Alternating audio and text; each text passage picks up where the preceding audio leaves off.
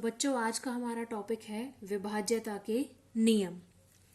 आज हम सीखेंगे 2, 3, 4 व 5 के विभाज्यता के नियम। तो सबसे पहले हम बात करते हैं 2 से विभाज्यता।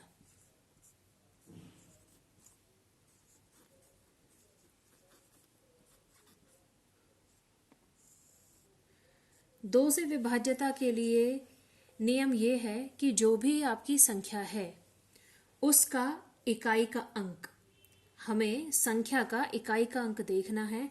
यदि संख्या का जो इकाई का अंक है वो 0 हो, 2 हो, 4 हो, 6 हो या 8 हो तो वो संख्या 2 से पूरी विभाजित हो जाएगी। जैसे कि एग्जाम्पल से देखते हैं। मान लीजिए संख्या है 5, 7, 2, 9, 4। 57,294 अगर ये संख्या है और हमसे पूछा है कि क्या ये 2 से विभाजित है या नहीं है, तो हमें इसमें इकाई का अंक, जो भी कोई संख्या होगी, जो दी हुई संख्या है उसमें हमें सबसे पहले इकाई का अंक देखना है। तो यहाँ पर ये जो हमारी संख्या है इसमें इकाई का अंक है 4।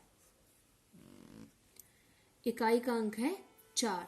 तो हम देख रहे हैं कि ये 4 है और नियम ये कहता है कि यदि इकाई के स्थान पर, इकाई का जो अंक है या इकाई के अंक के स्थान पर 0 हो, 2 हो, 4 हो, 6 हो या 8 हो तो वो संख्या 2 से विभाजित होती है।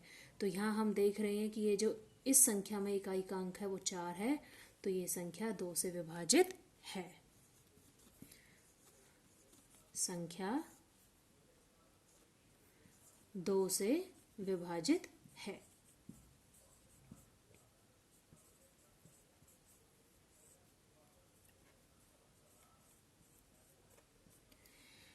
इसी तरीके से अगर हम बात करें, मान लीजिए कोई दूसरी संख्या लेते हैं। मान लीजिए दूसरी संख्या है 2450। तो इस संख्या में हम देख रहे हैं कि हमारा इकाई का अंक 0 है, 0 है, तो ये भी 2 से विभाजित होगी। तो ये जो संख्या है 2450 ये भी 2 से विभाजित होगी, क्योंकि नियम के हिसाब से यहाँ पर इकाई का जो अंक है वो 0 है। और 2 से विभाज्यता का जो नियम है वो है कि इकाई के स्थान पर 0 हो, 2 हो, 4 हो, 6 हो या 8 हो तो वो संख्या 2 से विभाजित होती है। तो ये जो संख्या है 2 से विभाजित है।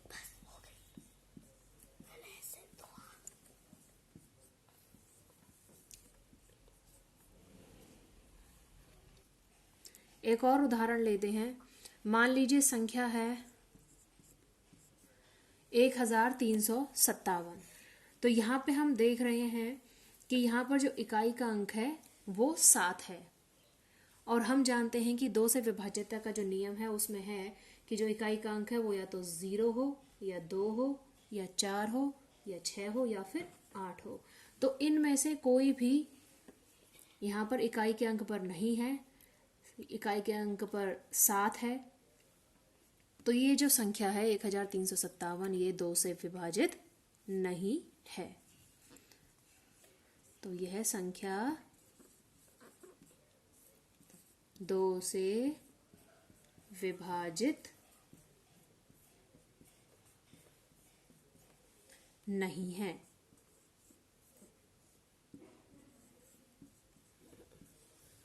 तो इस आसान से नियम से आप बड़ी से बड़ी संख्याओं का पता लगा सकते हैं कि वो संख्या 2 से पूर्णतः विभाजित है या नहीं है।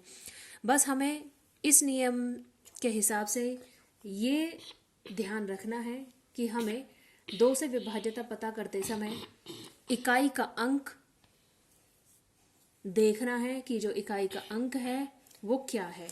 यदि वो 0, 2, 4, 6 या 8 हो तो वो संख्या 2 से विभाजित होगी, अन्यथा 2 से विभाजित नहीं होगी। दूसरा नियम है 3 से विभाज्यता का नियम। अब 3 से विभाज्यता का क्या नियम है? 3 से विभाज्यता का नियम कहता है कि जो भी संख्या दी हुई है, संख्या के जितने भी अंक हैं उन अंकों का योग 3 से पूरा पूरा विभाजित होना चाहिए। तो 3 से विभाज्यता का नियम है कि संख्या के अंकों का योग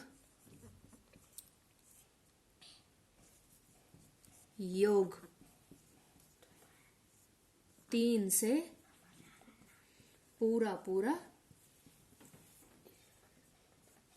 विभाजित हो।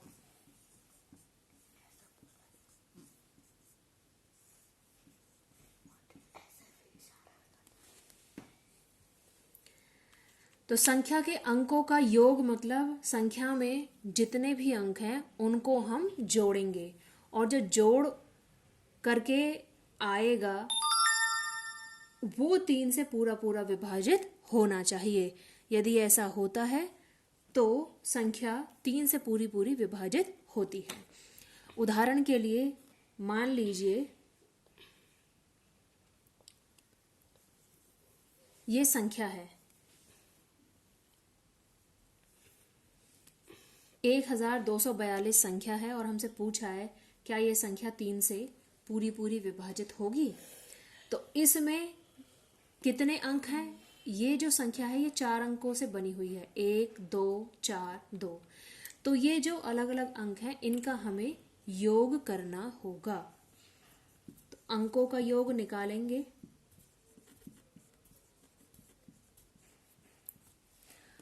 अंकों का योग क्या हो जाएगा? 1 + 2 + 4 + 2। तो यहां हमने देखा कि 1 और 2 3, 3 और 4 7, 7 और 2 9, 9 निकल कर आया। तो अंकों का योग हमने निकाल लिया। अब उसे 3 से देखना है कि वो पूरा पूरा विभाजित है या नहीं है। तो 3 से हम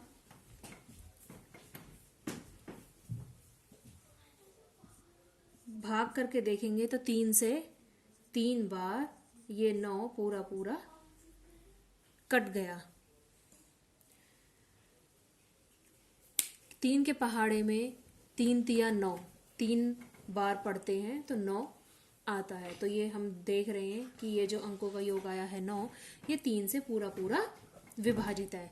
इसका मतलब ये जो संख्या है वो 3 से विभाजित है।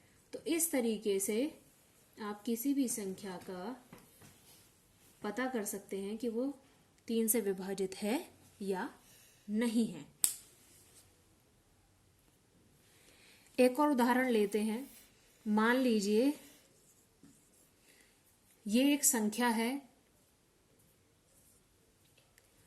और इसको हमें बताना है कि क्या ये संख्या 3 से पूरी पूरी विभाजित है या नहीं है। तो हमारा काम होगा सबसे पहले इस संख्या में जितने भी अंक हैं उनका योग करना। तो सबसे पहले निकालेंगे अंकों का योग। अंकों का योग करते हैं। सबसे पहला अंक है 2, फिर 5, फिर 2, फिर 9 और फिर 6। तो इनका योग करेंगे, जोड़ करेंगे। 2 और 5 7, 7 और 2 9, 9 और 9 18, 18 और 6 24। तो अंकों का योग 24 निकल कर आया। अब इस 24 को हमें देखना है कि क्या ये 3 से पूरा पूरा विभाजित है या नहीं है। तो 3 से देखेंगे, 3 का पहाड़ा पढ़ के देखिए। 3 के पहाड़े में 24 आता है 8 बार, 3 अट्ठे 24। तो ये पूरा पूरा विभाजित हो रहा है अंकों का योग। तो इसका मतलब ये संख्या 3 से विभाजित है। तो ये संख्या 3 से पूरी पूरी विभाजित है। इस तरह से हम बड़ी से बड़ी संख्या को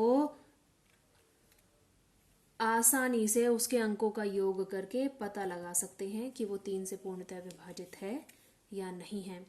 अब बच्चे क्या करते हैं, पूछा गया है कि अगर ये 3 से पूर्णतः विभाजित है या नहीं, तो वो इसमें बड़ी से बड़ी संख्या में 3 का भाग लगाना शुरू कर देते हैं इस तरीके से।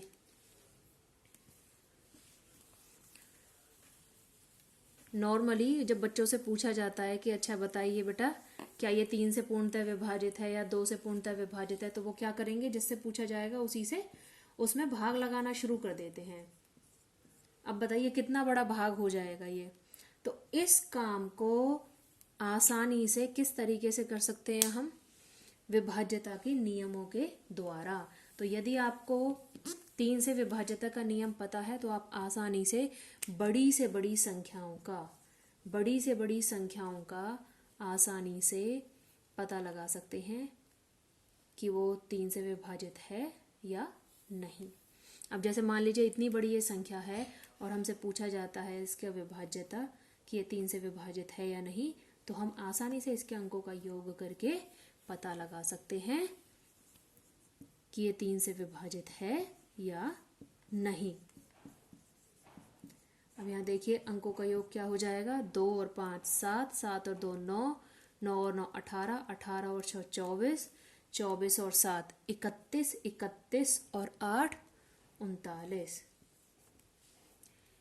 अब इस 39 का हमें देखना है कि ये 3 से विभाजित है या नहीं।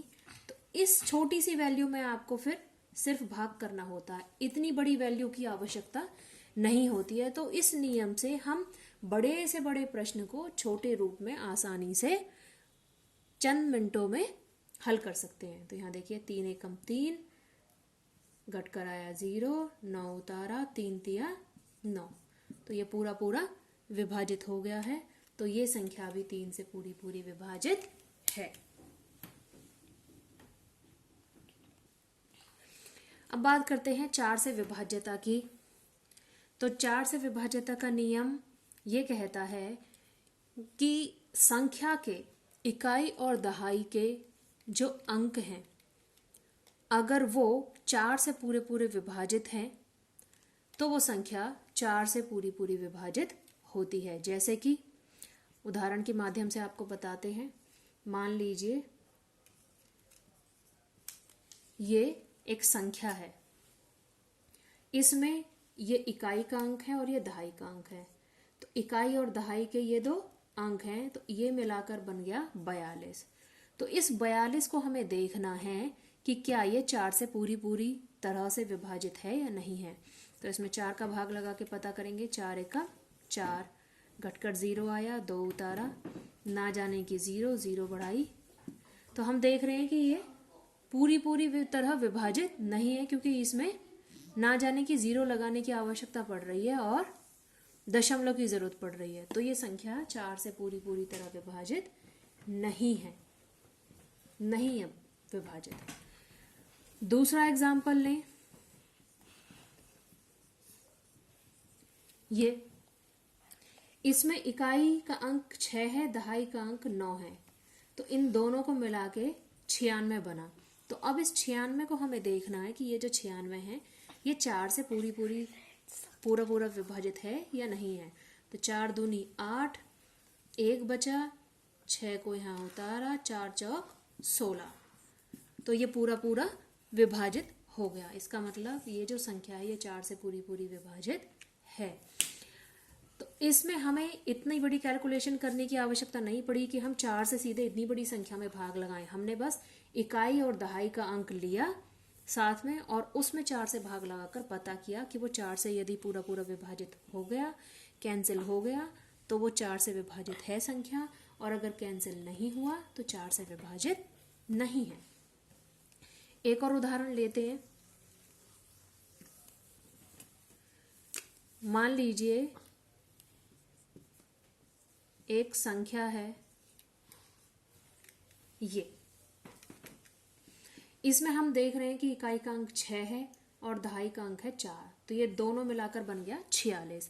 तो इस 46 को हमें देखना है इकाई और दहाई के अंक को एक साथ मिलाकर लेते हैं और सिर्फ उसी से ही हमें पता करना होता है कि 4 से विभाजित है ये वो पूरी संख्या या नहीं। तो यहाँ इकाई और दहाई का अंक मिलाकर 46 हो गया।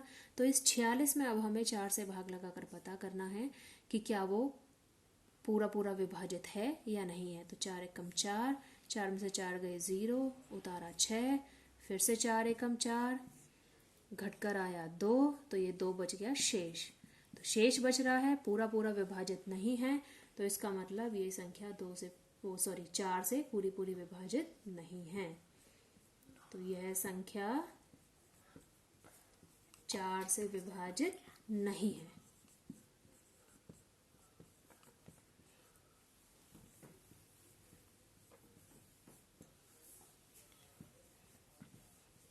तो इस तरीके से हम किसी भी बड़ी से बड़ी संख्या का पता कर सकते हैं कि वो 4 से विभाजित है या नहीं है। अब बात करते हैं 5 से विभाज्यता की। 5 से विभाज्यता का नियम बहुत ही सरल है। 5 से विभाज्यता का नियम कहता है कि यदि इकाई का जो अंक है, इकाई का अंक या तो 0 हो या 5 हो। क्या हो? इकाई का जो अंक है या तो 0 हो या 5 हो, तो वो संख्या 5 से पूरी पूरी विभाजित होती है। उदाहरण लेते हैं एक, मान लीजिए ये है। एक और उदाहरण लेते हैं,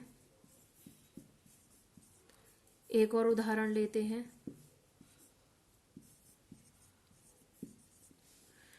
तो यहाँ 3 उदाहरण हमने लिए हैं और अब इन तीनों में हम पता करेंगे कि ये 5 से विभाजित है या नहीं है। पहले उदाहरण में हम देखते हैं कि इकाई का अंक 6 है। तो नियम हमसे कहता है कि इकाई का अंक या तो 0 हो या 5 हो, तभी वो संख्या 5 से पूर्णतया विभाजित होगी। तो यहाँ हम देख रहे हैं कि इकाई का अंक 6 है, तो ये जो है संख्या 5 से विभाजित नहीं है।